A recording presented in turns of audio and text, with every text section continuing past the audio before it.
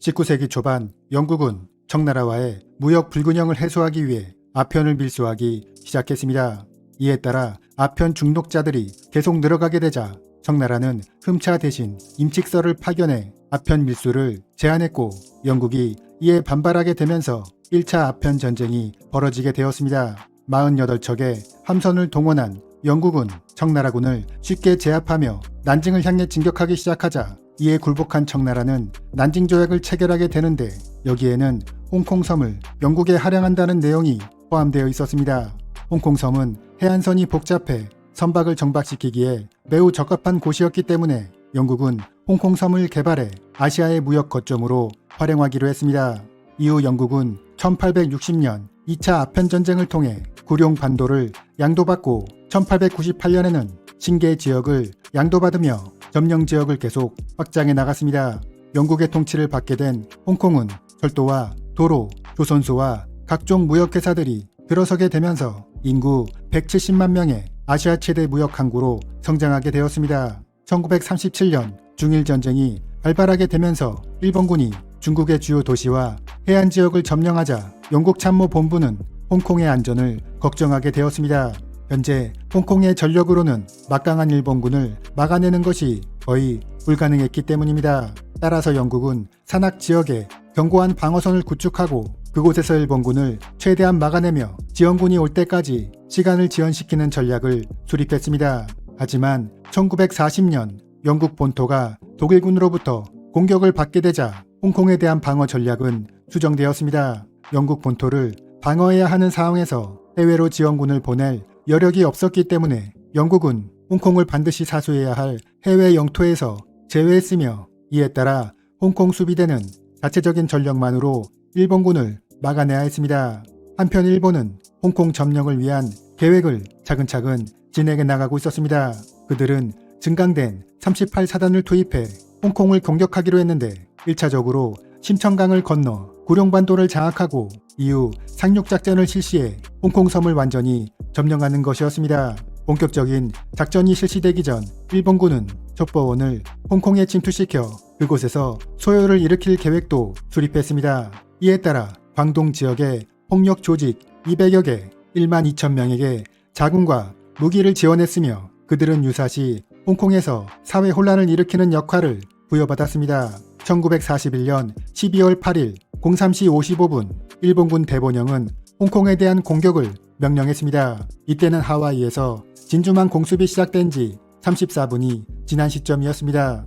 그럼 일본군과 홍콩 수비대의 전력에 대해 알아보겠습니다. 일본군 제38사단은 3개의 보병연대와 각종 지원부대로 구성되어 총 인원 2만 3천 명이었으며 주요 무기로는 75mm 산악포, 92식 보병포, 92식 중기관총을 보유하고 있었습니다. 그들을 지원하는 23군 제1비행단은 98식 경폭격기 34대, 97식 전투기 13대 등 56대의 항공기를 운용했고 해군은 구축함 3척을 포함해 각종 수레전과 기뢰 부설함 등 22척의 함정을 투입했습니다.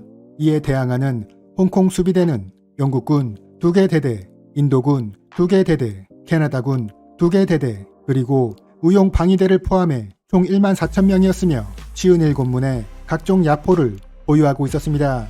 그리고 공군 전력은 내격기 3대에 불과했고 해군은 어뢰정 8척, 초계정 12척 정도가 전부였습니다. 홍콩 수비대의 더 심각한 문제는 병사들의 훈련 수준이 매우 낮다는 것이었습니다. 장교들은 대부분 유능하지 못했으며 병사들의 상당수는 훈련소에서 갓 나온 신병들이었고 또한 많은 병력이 말라리아에 걸려 있어 전투를 수행하기 곤란한 상황이었습니다. 하지만 영연방군은 홍콩을 쉽게 내어주지 않겠다는 의지만큼은 확고했습니다. 전투가 개시되자 영국군 공병대가 심천강에 다리를 파괴했지만 일본군은 곧 부교를 설치해 강을 건너기 시작했고 그들의 항공대는 주요 비행장을 폭격했으며 일본 해군은 홍콩 전체를 봉쇄했습니다. 일본군은 이미 첩보 작전을 통해 정확한 작전 지도를 확보하고 있었고 곳곳에 기란네온을 심어놓았기 때문에 심천강을 도하 후 빠르게 남하할 수 있었습니다. 일본군과 홍콩 수비대가 본격적으로 조우한 곳은 구룡반도 북쪽의 성문 저수지였습니다. 그곳에는 홍콩 수비대에 견고한 콘크리트 진지가 구축되어 있었는데 진지에 처음 도착한 38사단 소속 228연대는 즉시 공격을 준비했습니다. 하지만 여기에는 문제가 하나 있었는데 성문 저수지가 228연대의 관할이 아닌 인접한 230연대의 관할이라는 것입니다. 군사작전에 있어서 인접부대의 전투 지경선을 넘는 것은 중대한 명령 위반으로 간주되었기 때문에 228연대는 진지를 공격하는데 망설일 수밖에 없었습니다. 결국 228연대장 베이치 대자는 결단을 내려 한 개 대대를 투입해 진지를 공격하도록 했습니다. 홍콩 수비대는 39명의 병력으로 진지를 지켜보려 했지만 5시간의 전투 끝에 29명이 전사하거나 포로가 되었으며 간신히 10명 정도가 탈출해 성공할 수 있었습니다. 이 전투에서 일본군 전사자는 단 2명이었습니다. 성문 저수지에 진지가 함락되자 구룡 반도를 더 이상 지키기 어렵다고 판단한 홍콩 수비대 사령관 몰투비 소장은 전 병력을 홍콩 섬으로 철수하도록 했습니다. 이에 따라 구룡 반도에 위치하고 있던 연료 저장소와 조선소 등 주요 시설들이 영국 공병대에 의해 파괴되었으며 수많은 선박들은 일본군이 사용하지 못하도록 닫힘되었습니다. 구룡 반도를 장악한 일본군은 이제 홍콩섬을 공격할 계획이었지만 상륙 과정에서 많은 피해가 있을 것으로 예상되어 먼저 홍콩 수비대에 항복을 권유해보기로 했습니다.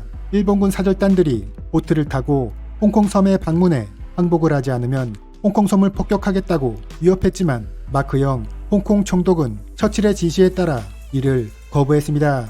영국의 항복 거부를 확인한 일본군은 홍콩섬에 대해 4일 동안에 걸친 폭격을 실시했는데 이로써 그곳에 위치한 각종 군사시설과 연료 조장소, 급수시설 등이 파괴되었습니다. 1941년 12월 18일 20시 홍콩섬에 대한 상륙 작전이 시작되었습니다. 일본군은 야포 사격을 실시한 후 보트를 이용해 상륙을 개시했는데 홍콩 수비대가 이를 막아보려 했지만 병력이 해안가 곳곳에 분산되어 있어 효과적인 방어가 어려웠습니다. 해안가에 교두보를 확보한 일본군이 병력을 빠르게 투입시키자 홍콩 수비대는 남쪽으로 밀릴 수밖에 없었는데 워낙 다급했던 나머지 소중한 야포를 이동시키지 못하고 현장에서 파괴해야만 했습니다. 이번 전투에서 홍콩 수비대가 항상 패배만 거듭한 것은 아니었습니다. 영국 해군을 지휘하고 있던 알프레드 콜린슨 대령은 어뢰정을 투입해 착륙을 실시하는 일본군을 공격하기로 했습니다. SUV 중위가 지휘하는 어뢰정 6척이 홍콩섬을 돌아 북상을 실시해 기관총으로 일본군 주정을 공격했는데 이에 2척을 격침시키고 6척을 반파시키는 전과를 올렸으며 그곳에 타고 있던 수많은 일본군을 수장시켰습니다. 이 전투에서의 활약으로 SUV 중위는 훗날 수훈 십자 훈장을 수여받았습니다. 홍콩섬 북쪽에 위치한 노스포인트 발전소에서도 또 하나의 전투가 있었습니다. 그곳은 정규군이 아닌 의용방위대가 지키고 있었는데 이 부대에 특이할 만한 점은 병력의 상당수가 50대 이상으로 구성된 노인부대였던 것입니다. 그 인적 구성을 살펴보면 중대장인 패터슨 소령은 홍콩 무역회사의 회장, 빈센트 이병은 발전소 소장, 에드워드 이병은 77세의 귀금속 판매상이었고 그중 가장 나이가 어렸던 병사는 무려 55세였습니다. 이들은 대부분 부유층의 노인들로 홍콩에서 지도급 인사들이었는데 전투가 벌어지자 스스로 의용대에 소속되어 발전소를 사수하게 된 것입니다. 하지만 이들은 젊은 시절 1차 대전과 보호전쟁 등에 참여한 경험이 있었기 때문에 전투를 어떻게 수행해야 하는지 매우 잘 아는 노병들이었습니다. 일본군은 맹렬한 포격을 시작으로 발전소를 공격하기 시작했는데 의용대는 20대 1이라는 압도적인 열세에도 불구하고 무려 18시간이나 그들의 공격을 막아냈습니다. 결국 의용대는 대부분 전사하거나 포로가 되었지만 훗날 홍콩 전투에서 가장 잘 싸운 부대 중의 하나로 평가되었습니다. 일본군의 계속된 공격에 남쪽으로 밀리게 된 홍콩 수비대는 탄약과 식량이 점차 떨어지게 되었고 결정적으로 식수가 차단되면서 더 이상 저항할 수 없는 상황에 놓이게 되었습니다. 마침내 홍콩 수비대 사령관 몰투비 소장이 더 이상의 방어는 어렵다는 것을 홍콩 총독에게 통보하자 총독은 일본군에게 정식으로 항복을 요청하게 되었습니다. 이렇게 전투가 개시된 지 18일 만에 홍콩을 점령한 일본군은 12월 28일 2천여 명이 참가하는 대규모 퍼레이드를 펼치며 그들의 승리를 자축했습니다. 홍콩 전투의 전과를 살펴보면 홍콩 수비대는 전사 2100명, 부상 1300명, 그리고 1만 1000명이 포로가 되었으며 일본군은 전사 680명, 부상 1400명이었습니다.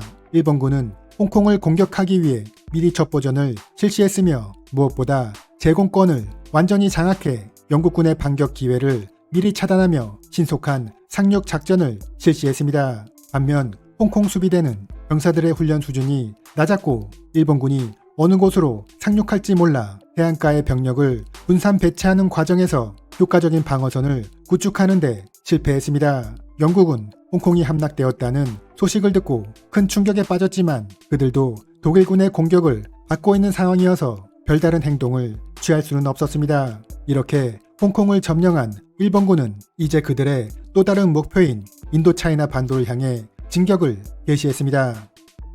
이상으로 마치겠습니다.